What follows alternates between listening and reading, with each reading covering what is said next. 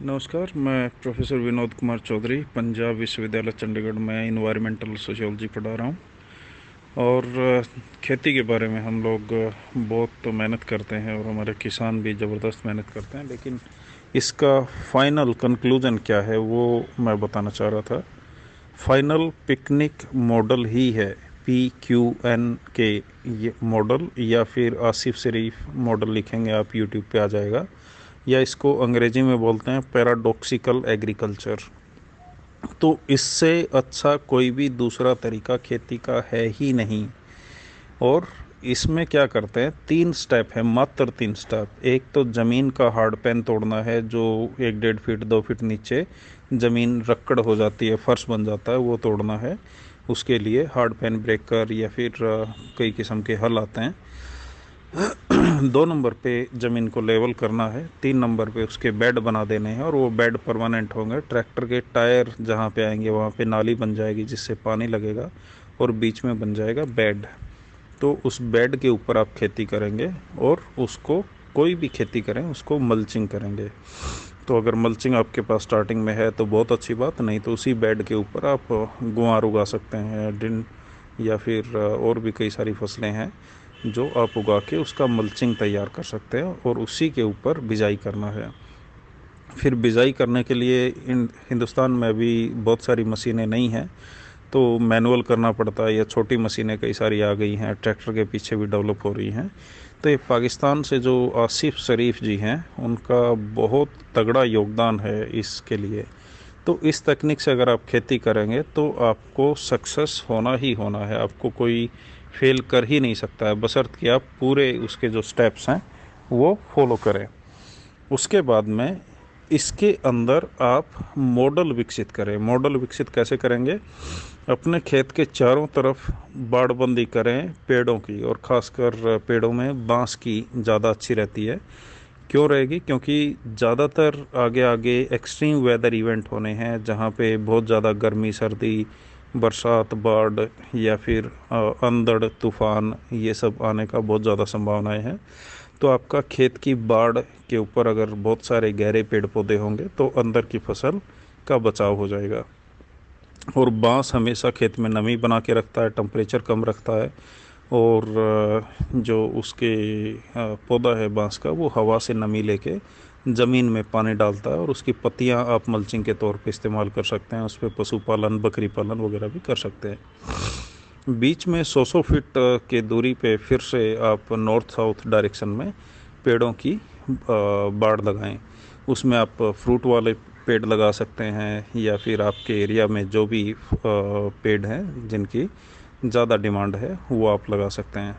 इसमें आप फल वाले लगाएं, छायादार लगाएं, या कोई और किस्म के पेड़ आपको जो सूट करते हैं, जैसे जांडी हो गया, मोरिंगा, सैतूस, लेसू, बड़ा लेसू, मोटा लेसू, और अमरूद, नींबू, या जो भी आपको अच्छा लगे उसमें डिफरेंट हाइट के पेड़ हों, ज़्यादा गहरी वो दीवार बन जाए, और इसको भी पिकनिक मॉडल के ऊपर ही लगाएं।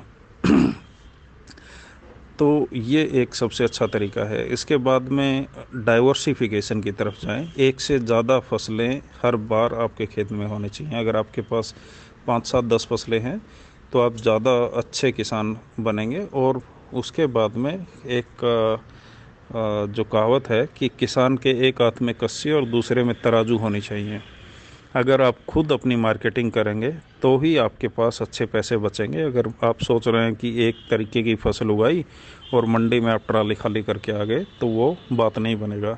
आज अपना सोशल मीडिया है और किस्म के मीडिया हैं, और आप अलग अलग जगह पे स्टॉल लगाएं, आसपास के किसानों को जोड़ें, और जो ख़रीदार हैं आसपास के शहर में, उनसे आप बातचीत करें कि भाई मैंने ऐसी ऐसी खेती किया है, कोई जहर नहीं डालता हूँ, कोई स्प्रे नहीं डालता हूँ, आपकी सेहत के लिए बहुत अच्छी रहेगी।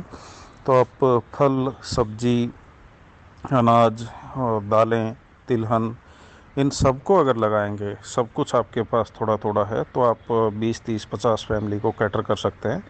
और अगर आप इतनी फैमिली आपके साथ हो गई तो आपको मार्केटिंग करने के लिए कहीं जाने की ज़रूरत नहीं है, आपके खेत में ही सब लोग आ जाएंगे।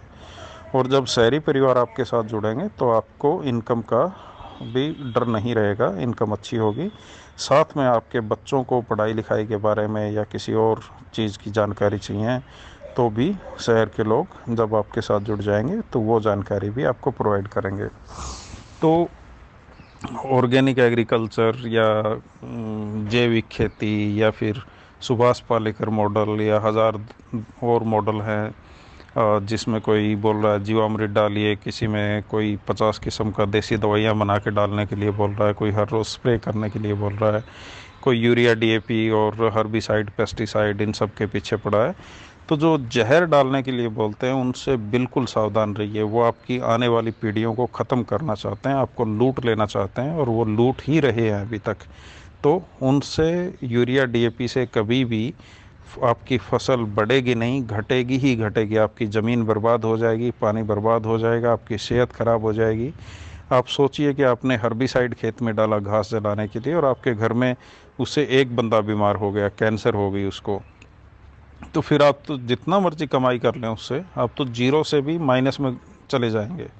तो अपने घर के लोगों के स्वास्थ्य की रक्षा करें, अपने दोस्तों के लिए अच्छा खाना उगाएं और अपने आसपास में जो बाज़ार है, जो लोग हैं, सीधा उनको बेचने की कोशिश करें। डायरेक्ट बाज़ार में ट्रॉलियां भर भर के डंप करने का कोई मतलब नहीं है। और आपके एरिया में कौन सी फसलें अच्छी चलती हैं, क्या क्या आपको उगाना चाहिए, उसकी प्रॉपर लिस्ट बनाएं, कॉपी पेन रखें और खेत को डिज़ाइन करें। डिज़ाइन पे बहुत ज़्यादा ध्यान देने की ज़रूरत है हमारे किसानों को। डिज़ाइन में क्या करना है, कितने एरिया में आप पशुपालन करेंगे, बकरी पालन करेंगे, आपके पेड़ों के पत्ते गिर रहे हैं उनको पशुओं को या बकरियों को या बतख को कैसे खिलाएंगे, ये सब आपको देखना है। एक छोटा तालाब आपके खेत में होना ही होना चाहिए, उसमें आप मछलियाँ भी डाल सकते हैं, पानी के लिए इस्तेमाल कर सकते हैं। पिकनिक मॉडल पे आ गए तो आपका जो ड्रिप इरिगेशन और स्प्रिंकल और 50 किस्म का और इरिगेशन तामझाम है उससे भी आप बच जाएंगे। और जो सरकारी सिस्टम है सोलर वगैरह का वो सब भी ले सकते हैं। खेत में जो आपका कोई छत है तो उसका पानी स्टोर करने का प्रबंध आपके पास होना चाहिए। उसके अलावा पेड़ों की लाइनें आपके खेत के चारों तरफ और बीच में कई सारी लाइनें होनी चाहिए, जिसके ऊपर जो बाकी जानवर चिड़िया वगैरह हैं वो आके बैठेंगी तो आपके खेत के कीड़े मकोड़े वैसे ही वो चुग लेंगी। इसके अलावा आपका जो मल्चिंग का मटेरियल है वो रखने के लिए होना चाहिए। छोटी प्रोसेसिंग यूनिट आपके खेत में होनी चाहिए। कोई भी सामान है उसको अच्छे से साफ़ सुथरा करके पैक करके बेचेंगे तो आपको अच्छा दाम मिलेगा। और एक छोटी सी दुकान जब थोड़ा सा पॉपुलर हो जाए तो अपना एक खेत में ही बना सकते हैं। सोशल मीडिया के ऊपर अकाउंट बनाएं, ज़्यादा से ज़्यादा अपने खेत के फ़ोटो वीडियो बना बना के डालें ताकि लोगों के दिमाग में आपकी जानकारी जाए और वो अच्छा खाना उन्हें भी मिले और अच्छा पैसा आपको भी मिले। तो एक कंप्रीहेंसिव डिज़ाइन के साथ में जब आप चलेंगे तो खेती घाटे का सौदा नहीं रहेगी। और साथ साथ सरकारों को भी ये फोर्स करते रहें कि खेती में जो सब्सिडी वगैरह है किसी भी किस्म की, उनकी बजाय किसानों को मार्केटिंग करने के लिए वो करें मेहनत, उनको पोर्टल वगैरह बना के दें। इसके अलावा खेती को जो एमएसपी है उसको भी बढ़ाने के लिए आप लगातार मेहनत करते रहें। जैसे किसान अभी जीत के आए हैं, ये जीत बहुत अधूरी है जब तक मिनिमम स्पॉट प्राइस आपको एक अच्छा नंबर नहीं मिलेगा। जैसे गेहूं अगर आपको 5,000 6,000 रुपया क्विंटल से कम मिल रहा है तो कम ही कम है। तो इस तरीके से जब हम अपनी खेती को डिज़ाइन कर लेंगे तब जाके बात बनेगी। और हाँ, एक खेती के साथ साथ में आप खेती टूरिज़्म ज़रूर कीजिए। जैसे आपने बांस लगाया है, बांस की झोपड़ी बना दी दो, और दो झोपड़ी में चंडीगढ़ के आसपास में 8,000 रुपये ले रहे हैं तो आप 2,000 रुपये लीजिए पर नाइट और खाना पीना सब कुछ रखिए। तो आपका अगर दो झोपड़ी हैं 4,000 रुपये एक दिन के हो गए, 1,20,000 रुपया आपका महीने का हो गया। साल का आपका 12 लाख सीधा ही हो गया और 40,000 का हिसाब से लगाएंगे तो 4-5 लाख वो बन गए। तो 12 लाख या 18 लाख छोड़िए, अगर आपको महीने के अगर 20-30 हज़ार 50,000 रुपये भी एक्स्ट्रा आ रहे हैं तो बहुत बड़ी बात है। तो आपका एक रेगुलर इनकम हो जाएगा। सब्जियां होंगी तो रेगुलर इनकम हो जाएगा, बतख होंगी तो रेगुलर इनकम हो जाएगा, बकरी या फिर आपके पास डक्स हैं तो अच्छा इनकम उनसे भी आएगा। आप गाय भैंस भी पाल सकते हैं और उनके दूध बेचने की बजाय नस्ल सुधार कार्यक्रम में आप उनको ज़्यादा रखेंगे तो आप ज़्यादा इनकम कमाएंगे। तो खेती को समझ के, उसके मॉडल को अच्छे से बना के, और पिकनिक मॉडल ही फाइनल मॉडल है। मैं दुनिया के लगभग सारे जो मॉडल हैं खेती के वो स्टडी कर चुका हूँ। फाइनल मॉडल जो है किसानों के लिए बेहतरीन मॉडल जिसको बोल सकते हैं वो पिकनिक मॉडल या पैराडॉक्सिकल एग्रीकल्चर मॉडल ही है। इसके अलावा किसी और मॉडल से माथापच्ची करने में अपना टाइम और एनर्जी ज़ाया मत करें।